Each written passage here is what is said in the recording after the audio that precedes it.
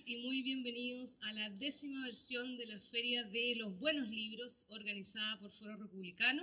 Queremos agradecer desde ya al profesor Gonzalo Rojas Sánchez, que nos acompañará durante las actividades del día.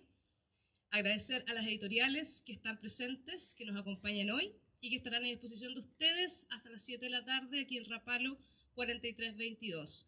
Agradecer también a todos a quienes nos acompañan desde regiones a través del streaming de Foro Republicano, invitarlos a participar. En esta oportunidad tengo el honor de presentar y moderar la primera de nuestras exposiciones.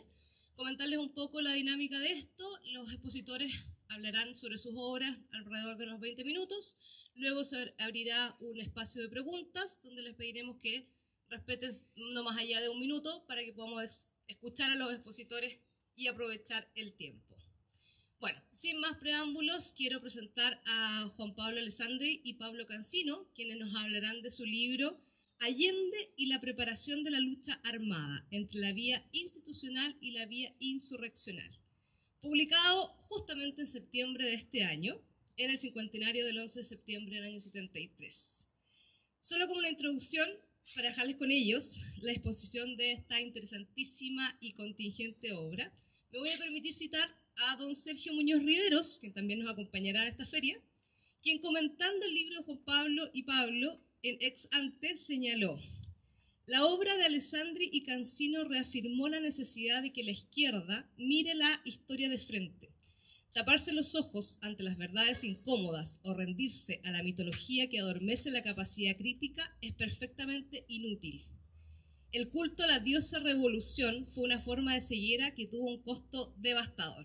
Con esta cita y sin nada más que agregar, Juan Pablo, muchas gracias por acompañarnos. La audiencia de la Feria de los Buenos Libros es toda suya.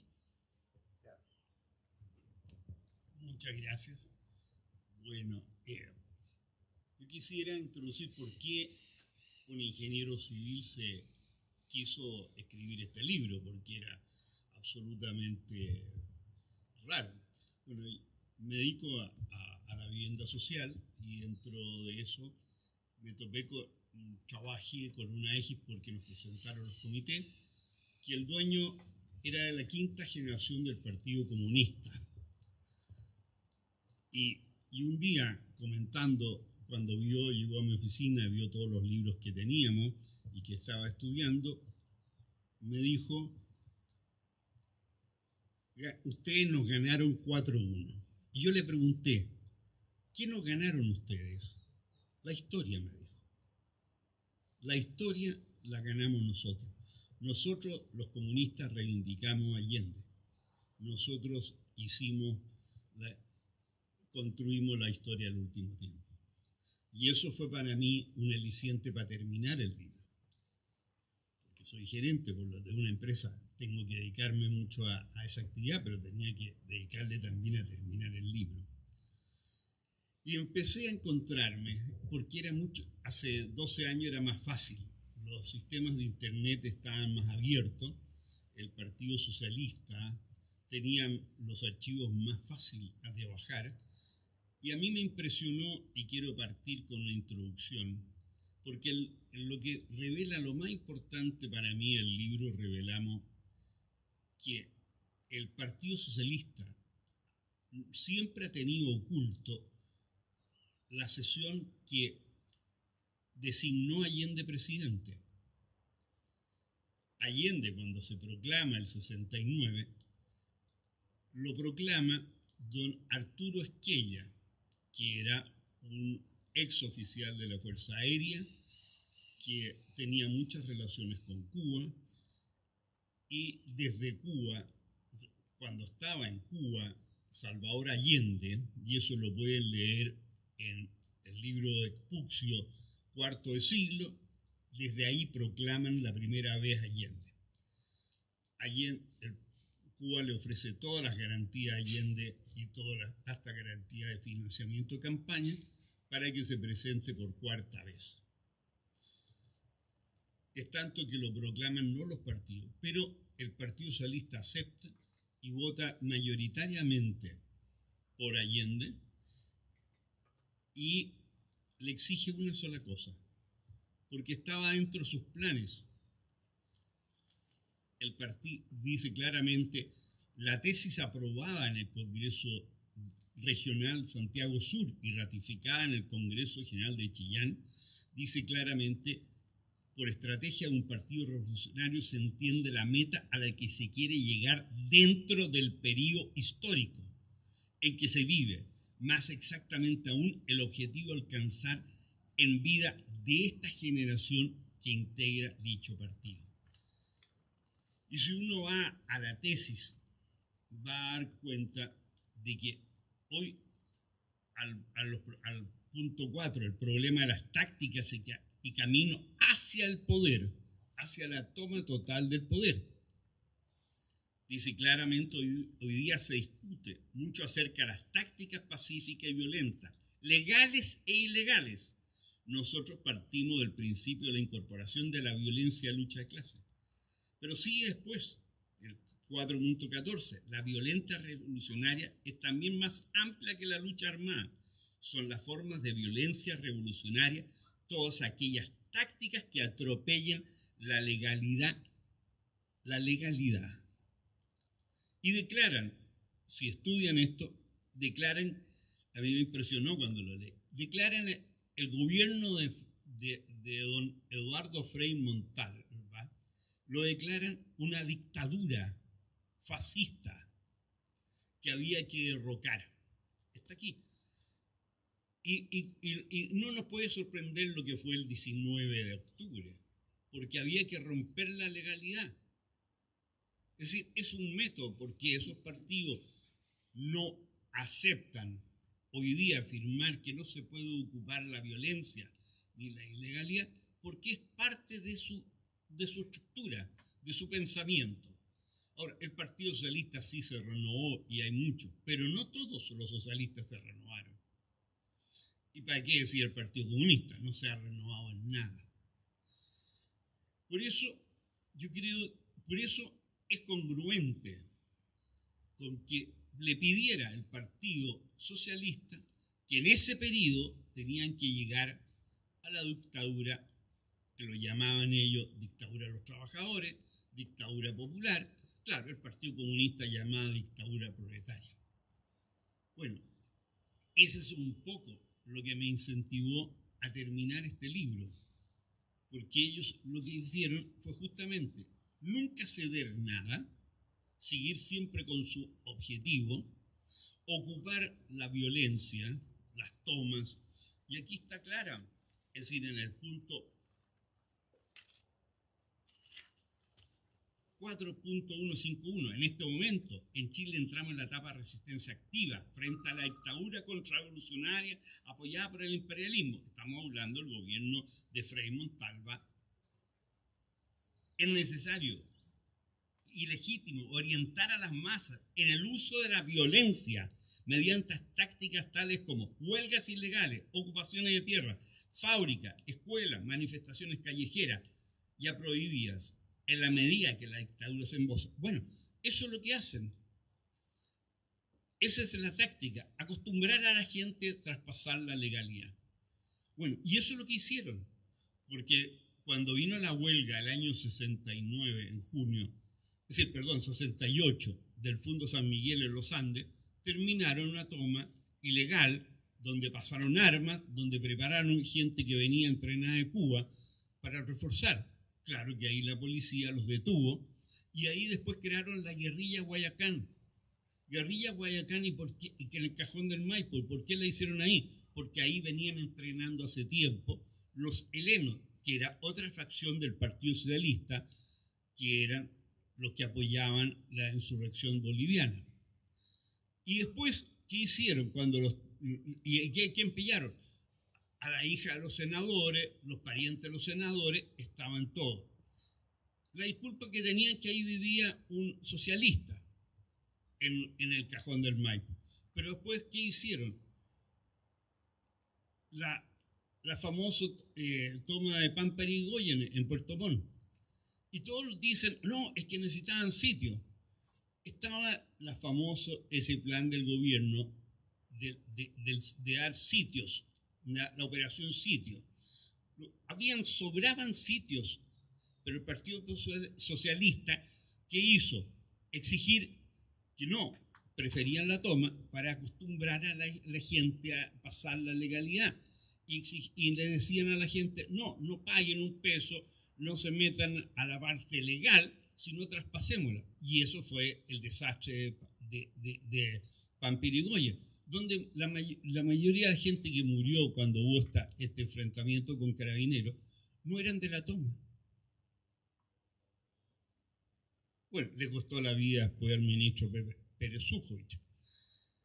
Entonces, eso es un poco que hay que entender quién es este partido, y después de eso crearon, ¿no es cierto?, la guerrilla de Chahuín. Es decir, por un lado teníamos un partido socialista con operativo en Bolivia, con gente peleando en Bolivia, ayudando a hacer la insurrección en Bolivia, y por otro lado estábamos con la escuelita guerrillera en Chile y propiciando. Ese es más o menos el partido que elige Allende. Y como dice Carlos Altamirano, yo no era el líder del Partido Socialista cuando se radicaliza, era Salvador Allende.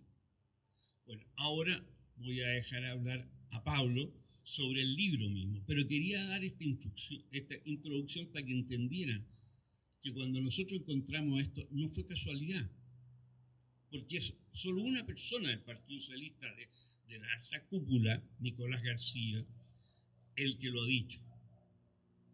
Pero es lo lógico. Bueno, sigue tú. Bueno, primero que todo, muy buenos días a todos los que nos están viendo acá y también a través de las redes. Simplemente compartir con ustedes algunos puntos que están presentes de manera transversal en la obra que nosotros hemos escrito con Juan Pablo Alessandri, Allende y la preparación de la lucha armada. Nos encantaría que estos puntos que vamos a exponer pudiesen ser como el cauce a través del cual ustedes puedan reflexionar luego de que lean el texto. Primero, la necesidad de poner en debate las credenciales democráticas de Salvador Allende. Y eso nosotros lo hicimos en nuestro primer capítulo con antecedentes y con la rigurosidad que corresponde al método historiográfico. Luego, desmitificar la figura de Salvador Allende, que está construida a partir de la cultura de izquierda como el héroe, ¿no es cierto?, mayor de la lucha social en Chile. Y el tercer punto tiene que ver también con la convicción, a través de todos los hechos que nosotros vamos reconstruyendo en el libro, a través de 3 capítulos, que el marxismo militante, por fidelidad a sus conceptualizaciones, jamás abandona la violencia como herramienta legítima de la política. Nunca la abandona. Y aunque se profese a lo largo de las décadas o actualmente en el mundo contemporáneo como renovado, solamente lo va a hacer de manera táctica. Porque si es leal a sus conceptualizaciones que promueven la diosidad entre los grupos sociales, lo que ocurre es que siempre va a estar a favor de todas las formas de lucha. Va a ir apoyando una, otra, en función de la correlación de fuerza, en función del apoyo que tiene en la opinión pública, en los contextos en los que se desenvuelve, pero siempre va a estar a favor de todas las formas de lucha. Entonces, 2 cosas que son importantes. Primero, la figura de Salvador Allende nos llega a nosotros a partir de una especie como rodeada de una niebla, ¿no?, rodeada de una especie de velo que es el mito, que es la leyenda. Y nosotros lo que quisimos hacer fue justamente penetrar esa niebla y tratar de ver quién es Allende. Por eso nuestro primer capítulo lleva como título ¿Quién es Allende? Y vemos a este Allende comprometido con el proyecto continental del Che Guevara y los Castro. Él es uno de los primeros, si no el primer personaje chileno, ¿no es cierto?, que viaja a la isla a contemplar esta victoria en el año 59 del ejército de los barbudos. Y cuando llega, para sorpresa de nosotros, leyendo documentos como por ejemplo la entrevista de clase de Regis Debray, se decepciona del proceso. ¿Por qué? Porque ve a policías norteamericanos, al alcalde de Miami, desfilando en esta victoria. Y dice, no, si está el imperio aquí, esto no es revolución. Y eso nos dice mucho del sentimiento radical del pensamiento Allende respecto al imperialismo. Detestaba la presencia norteamericana, no solo en Cuba, sino en el Cono Sur. Por esa razón, por un elemento fortuito, se encuentra un Carlos Rafael Rodríguez, que es el secretario general del Partido Comunista Cubano, y él lo invita a hablar con los dirigentes. Conoce al Che Guevara, a Fidel Castro, y ahí él dice, ahí me impuse del proyecto continental que tenían estos guerrilleros. Y ese proyecto continental es el proyecto del Che Guevara, que es crear 2, 3 Vietnam a lo largo del Cono Sur y también en el tercer mundo. Eso nos dice mucho de las líneas de pensamiento que tiene Allende y del concepto de su revolución y de cómo será su gobierno durante la Unidad Popular. Estamos hablando del 59. En el 61 escribe una carta a las autoridades cubanas apoyando al régimen caribeño luego de la invasión que hacen rebeldes cubanos que estaban viviendo en Estados Unidos y que también tienen un apoyo obviamente norteamericano. En Bahía Cochino, él escribe una carta y dice: tenemos que organizarnos, unir los pertrechos, ¿no es cierto?, todos los países latinoamericanos en contra del imperialismo norteamericano, apoyando una dictadura unipartidista, militarizada, que es el régimen cubano. Luego, en el año 64, nosotros lo elegimos como una inflexión, ¿no? Es la gran derrota que sufre frente a Eduardo Frei Montalva, que representa las conceptualizaciones social cristianas, que están unidas, ¿no es cierto?, con sectores más tradicionales de la sociedad, conservadores. Pierde esa candidatura que él pensaba podía ganar, y tenía todas las de ganar si es que no se unían los sectores conservadores con el centro. Allende se decepciona, tenemos documentos de gente que está muy alrededor de su círculo, que la decepción es total. Incluso llega a relativizar su posición respecto a las vías electorales como medio para llegar al poder. Y le dice a Jorge Palacios, ¿no es cierto?, le dice: yo no quiero saber nada más con las elecciones. En el 66 y en el 67, su voluntad, ¿no?, apasionada está promoviendo la Conferencia de La Habana, la Organización Latinoamericana de Solidaridad, OLAS. Allende está comprometido al máximo con este tipo de pensamiento, que es un pensamiento radicalizado, que hunde sus raíces en las conceptualizaciones marxistas, también elementos leninistas y el modelo cubano, ¿no? Juan Pablo dice, ¿no?, que antes de su candidatura se compromete a romper con la legalidad burguesa y ese voto queda secreto por el doctor García Moreno y también por Adonis Sepúlveda. Esas fuentes hoy en día están disponibles, ¿no? Porque todo aquello que se acallaba estos últimos 20, 15 años, hoy en día ya esas restricciones por parte de aquellos que dan sus testimonios no son tan fuertes. Entonces, este era el momento oportuno para escribir un libro así, porque hay muchas personas que eran contemporáneas de Allende que están confesando este tipo de situaciones. Entonces, en el libro nosotros tratamos todos estos temas, particularmente siempre teniendo como Allende como el pilar fundamental de nuestras reflexiones. En el segundo capítulo, que se llama De la vida institucional a la vida insurreccional, me gustaría simplemente destacar 2 puntos que son importantes. La idea es que ustedes se lean el texto y que puedan confirmar, por supuesto, pero se los doy como insinuaciones para cautivar la posible adquisición del libro y la lectura, obviamente, apasionada. Primero, una reunión del Comité Político de la Unidad Popular el 5 de junio, ¿no?, que es el momento cúlmine en que, según el círculo cercano a Allende señala que existen 3 posibilidades, ¿no? Y Joan Garcés también lo ratifica, lo señala, ¿no? Existen 3 posibilidades para poder salvaguardar la institucionalidad, hablar de la institucionalidad, para salvaguardar el proceso revolucionario. Primero, hacer un acuerdo con la ESI. Cualquier persona que se imponga a estos temas y que haya estudiado la bibliografía sobre la Unidad Popular se da cuenta que eso era muy difícil. Las conceptualizaciones que estaban en pugna ahí eran completamente disímiles, ¿no? Por lo tanto, un acuerdo con la democracia cristiana siempre fue muy complejo, y por lo demás tenemos a figuras de gran referencia moral como el cardenal Silva Enríquez, que dice: yo traté de concertar ese diálogo y fue imposible. Toda vez que nos reunimos con Patricio Aylwin, etcétera, o con otros miembros del Partido Demócrata Cristiano y Allende hablaba de banalidades. Allende no iba al punto, a todo aquello que era esencial para salvar el proceso democrático en Chile. Luego, aprobar una ley que es el caballo de Troya, ¿no es cierto?, de la Alianza Unipopular, que es la ley de propiedad social, ¿no? Había que encauzar a través de la ley, y era una motivación que tenía la oposición, tanto el Partido Nacional como la Democracia Cristiana, encauzar en la ley para poner límites todo el tema de las tomas de fábricas, la organización de los cordones industriales, la movilización obrera. Había que encauzar eso, o si no, se iba a desbordar, y eso fue justamente lo que pasó. Pero tampoco hubo avances en torno a ese tema. La Unidad Popular jamás quiso encauzar ese proceso por la ley. Estaba más satisfecha con las situaciones de hecho, es decir, que los obreros estuvieran y tuvieran una presencia en las empresas, aunque fuese reñido con el orden legal, ¿no? Y la tercera, y está en los documentos, ¿no? Está en los documentos que Joan Garcés reconoce. Joan Garcés es un asesor, el asesor principal de Salvador Allende, experto en marxismo-leninismo. Él asegura, ¿no?, que esta tercera posibilidad que nosotros les planteamos es verdadera. Él dice prepararse para un enfrentamiento de aquí a 3 a 4 meses. Eso es septiembre, la cercanía de septiembre, un posible enfrentamiento. Y quizás pueda parecer escandaloso, pero la verdad es que la cultura de izquierda en ese entonces está atravesada por ese concepto. Aquí va a haber un conflicto mayor, un choque de clase. La expresión última de sus conceptualizaciones marxistas-leninistas. Entonces, el capítulo 2 se centra mucho en eso, como la última oportunidad para poder realmente evitar la debacle que vino posteriormente. El otro hecho que también nosotros reconocemos como un punto de inflexión son las elecciones parlamentarias de marzo del 73.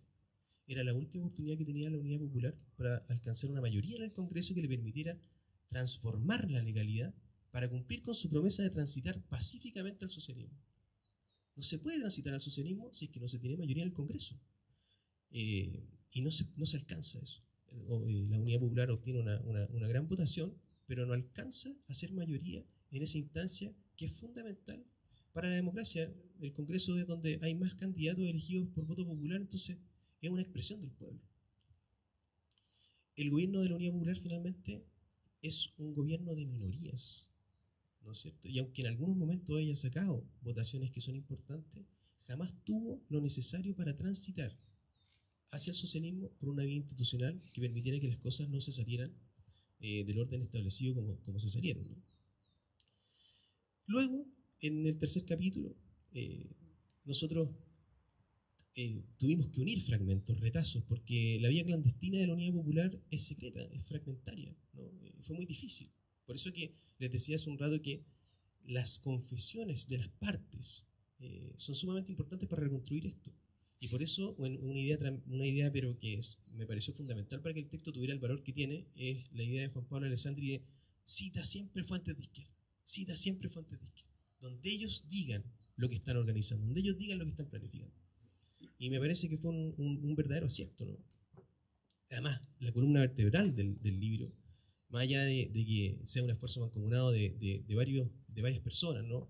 Entre ellos Nicolás Orden, Ricardo Pérez, que contribuyeron, ¿no es cierto? Finalmente el libro lo terminamos nosotros dos, pero está atravesado por esta gestión de Juan Pablo de querer que esa fuera la tónica. A confesión de parte, relevo de prueba, uno podría decir. Bueno, y en el tercer capítulo nosotros, que se llama La caída del régimen, utilizamos como un pretexto el 11 de septiembre, el día, para ir reconociendo, ¿no es cierto?, como verdaderos pliegues, cuáles fueron las planificaciones que se tenían para el enfrentamiento, ¿no? Averiguamos que había planificaciones organizadas con asesoría cubana desde el 71 para una posible defensa del proceso revolucionario en contra de fuerzas que ellos llamaban facciosas, golpistas, etc. Los cubanos estuvieron ahí, pero lo que más sorprende es que Allende estaba ahí. Allende es conocedor de estos planes.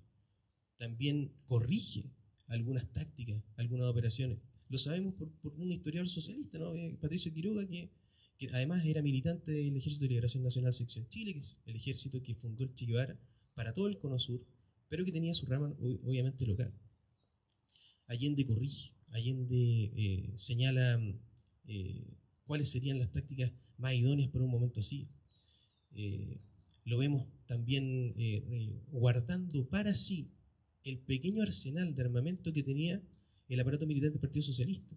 Algunos dicen que es para contener, ¿no?, para que no se use irresponsablemente, pero tenemos un presidente de la República guardando para sí ese material en Tomás Moro y en la Casa Cañara.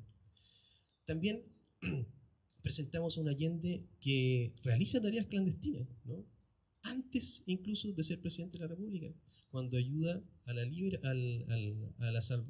salvaguardar, ¿no es cierto?, a los guerrilleros cubanos que huyen de Bolivia tras la muerte del Che Guevara. La gente pensaba hace muchos años, cuando yo estaba en la universidad, que eso era simplemente de carácter humanitario, ayudar a quienes huyen de un país extranjero, ¿no? Pero nosotros reconocimos que, a través del testimonio de los guerrilleros, Allende está presente en la planificación anterior a que los guerrilleros lleguen a Cuba, porque Chile estaba considerado una plaza, ¿no es cierto?, para justamente recibir a estos personajes si es que el foco guerrillero fracasaba. Entonces, la figura de Allende debe ser vista a través, ¿no es cierto?, de este complemento, el Allende revolucionario, ¿no? La ayuda que hace al foco guerrillero es tal que incluso aparece prestando su valija diplomática cuando era miembro eminente, ¿no? Presidente del Senado de la República, prestando su valija diplomática para el traslado de armas desde Argelia a Chile. Y de Chile atravesar por la frontera hacia Bolivia. Lo sabemos por Benigno, que es un guerrillero cubano que mucho tiempo fue amigo del Che Guevara y también de Fidel Castro. Entonces, ese Allende es justamente el que nosotros queremos resaltar, ¿no? El Allende que nos parece ha estado, no sé si oculto, desconocido, a lo largo de estos últimos 50 años. Y me parece que justamente es el momento idóneo, cuando se cumplen 5 décadas del 11 de septiembre, empezar a debatir respecto a las credenciales democráticas que tenía este líder, a la verdadera naturaleza del proceso unipopular, porque a Allende se le recuerda más por su muerte, más por la forma en que murió, que por los desaciertos del proceso revolucionario que él lideró. No sé si usted, Juan Pablo, quiere agregar alguna otra cosa más.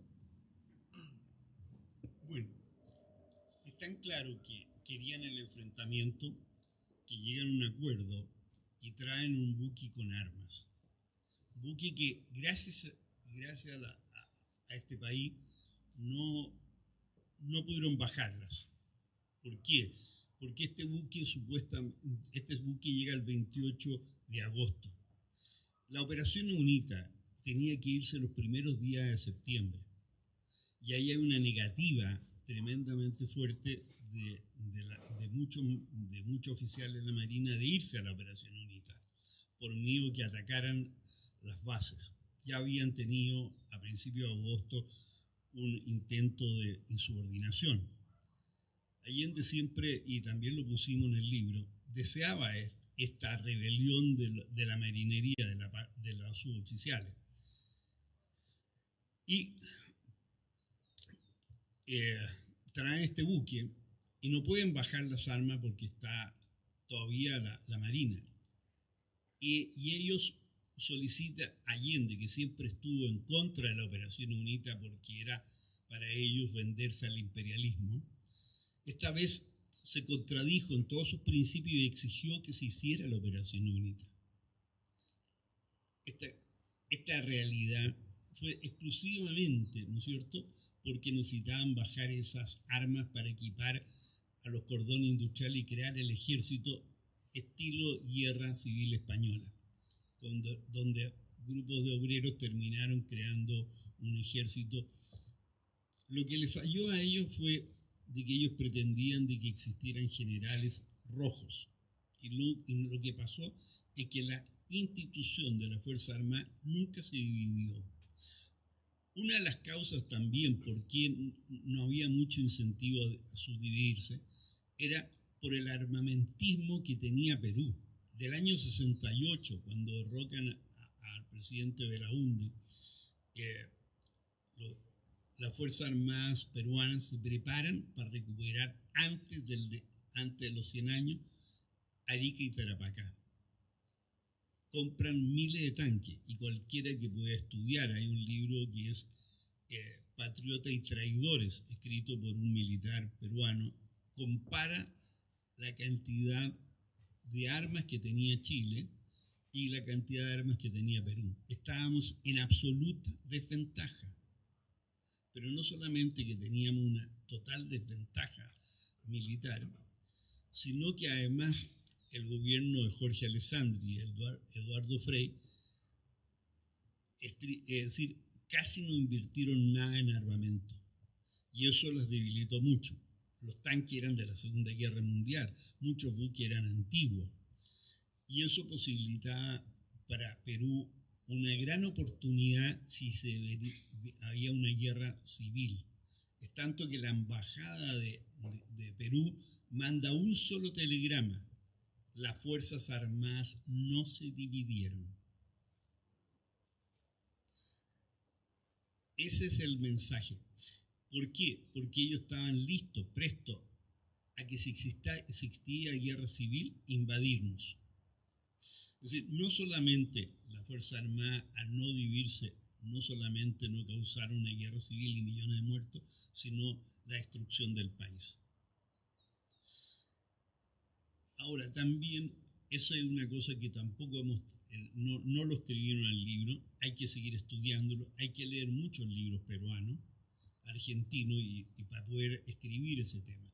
Pero eso es muy importante entenderlo en Chile, que no estuvimos a punto de un desastre mucho mayor que una sola guerra civil, sino haber tenido una guerra tremenda con Perú y después con Argentina. Acuérdense que estábamos en el famoso diferendo austral. Entonces, prácticamente Chile caminó por la cornisa. Gracias, no sé, a la Divina Providencia, yo creo que el desastre no fue mayor. Sí tuvimos un grave problema, que fue la forma de cómo reprimieron a todos estos aparatos creados militarmente y paramilitares, creados por los partidos socialistas. Bueno, pero el resto sí superó, que el país creció y se desarrolló. ¿Qué más puedo decir? El Partido Comunista no es que no fuera a actuar. Lo que pasa es que si estudiamos la historia nos damos cuenta que la revolución bolchevique fue con la división de la Fuerza Armada. Apelaron a parte de la Fuerza Armada a la paz, ¿no es cierto? Porque estaban en una guerra entre varios países. Entonces, incentivaron a que no lo usaran de carne cañón y que se dividieron. Y ahí parte de la Fuerza Armada se dividieron y lo usaron los bolcheviques. Pero en Cuba fue al revés. Hay que entenderlo. Fue una pelea contra la Fuerza Armada. Una Fuerza Armada muy debilitada, porque fue la última en conseguir su independencia, muy apoyada por Estados Unidos, que eso también provocó un antiamericanismo. ¿Por qué? Porque los Estados Unidos medio se sentían un poquito dueños del país, y eso hay que entenderlo. ¿Por qué ese odio hacia los norteamericanos o los cubanos? Y claro, derrotar un ejército como el cubano era fácil, pero ellos nunca entendieron, y ahí el Che Guevara y todos los demás cometieron grandes errores, pensar que los ejércitos tanto de Argentina como chilenos eran de la misma calidad del ejército cubano.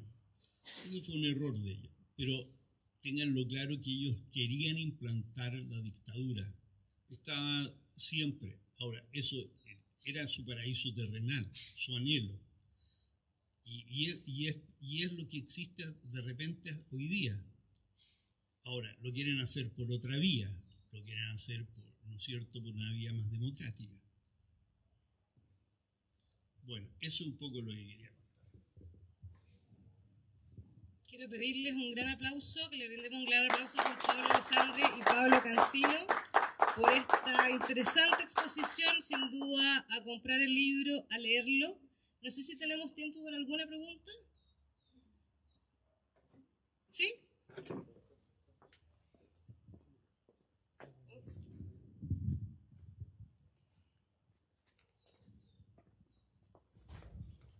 Bueno, primeramente, felicitaciones por el libro, me gustó.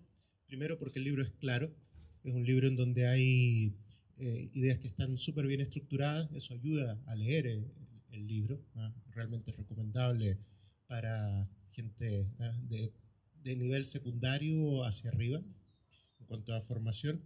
Me gustó también que toda la información se va presentando de manera metódica, y es muy interesante el ejercicio que hicieron de utilizar las fuentes de izquierda, ¿no?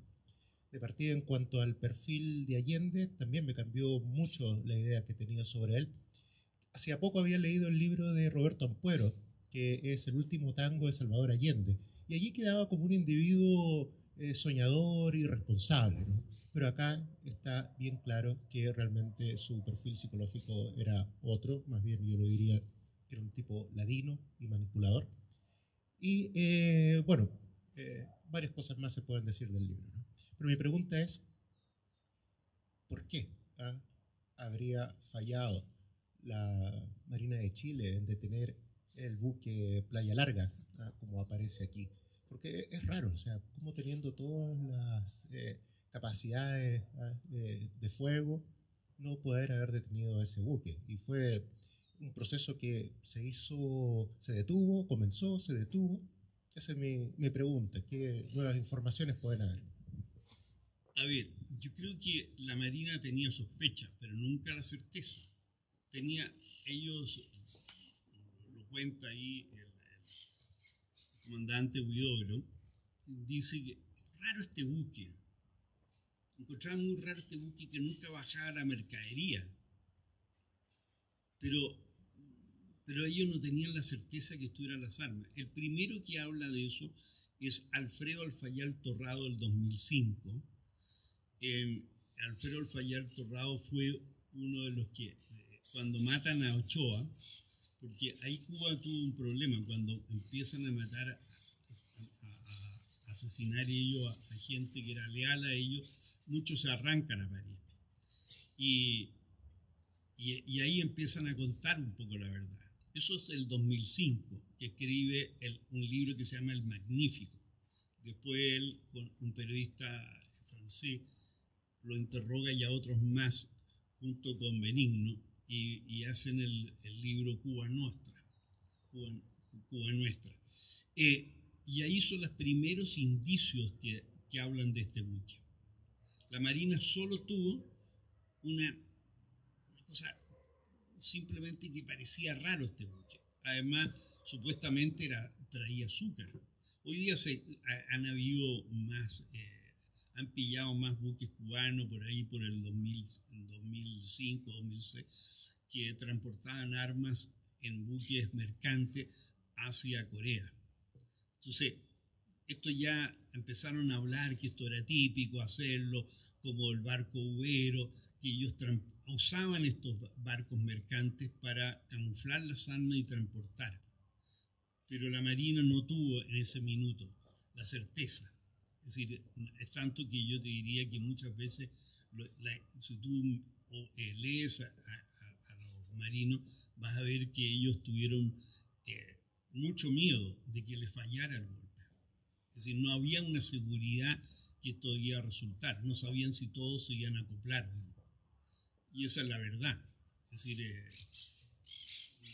fue un acierto que pasó, pero no tenían seguridad. No sé si habrá alguna otra pregunta. ¿Sí? Con esta cerramos la...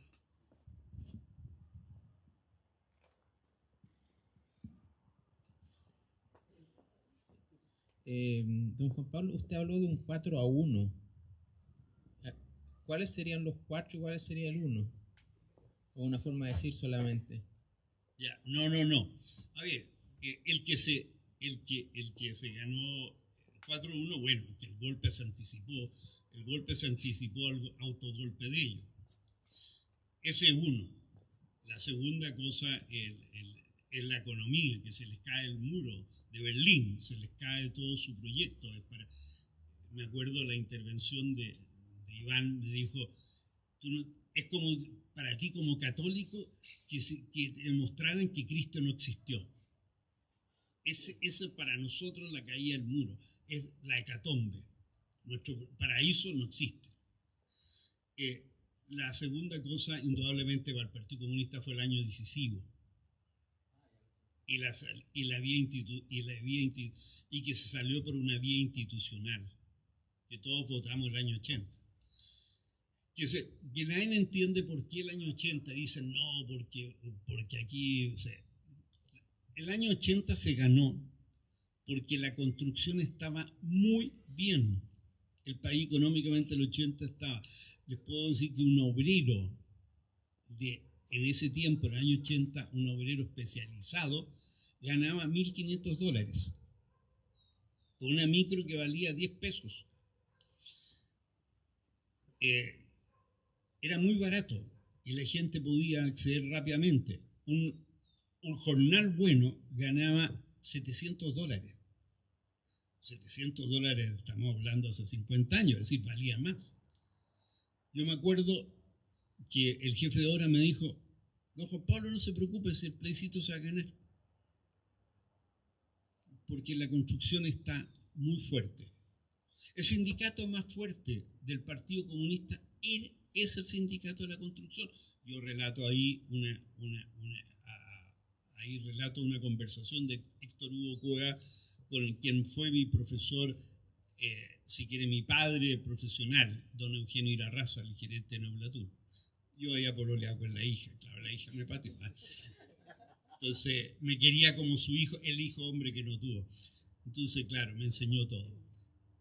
Pero indudablemente que era muy fácil mandar gente a entrenar, porque al obrero no todo el tiempo estamos es decir, la construcción no todo el tiempo tienes trabajo, entonces era más fácil mandar a entrenar a Cuba, a la Unión Soviética, gente de la construcción. Y es tanto que fue lo que ocupó Mireya Baltra para poder espantar y atacar a la marcha a las cacerolas. Eso era bueno, Allende dice, no, se fueron los fascistas que atacaron a los obreros de la construcción de la UNTA. Y no, fueron al revés. Pero bueno, siempre había que cambiar la historia.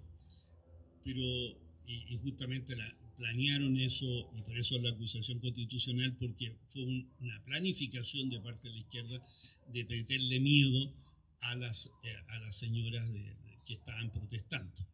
Bueno, y se toparon, y ahí se encontraron de que ya existían grupos también de defensa y paramilitares de la derecha, que estaba Patria Libertad, ¿no es cierto?, más fuerte, y estaba la Rolando Matus, que se enfrentaron a la gente y no salieron tan bien parados.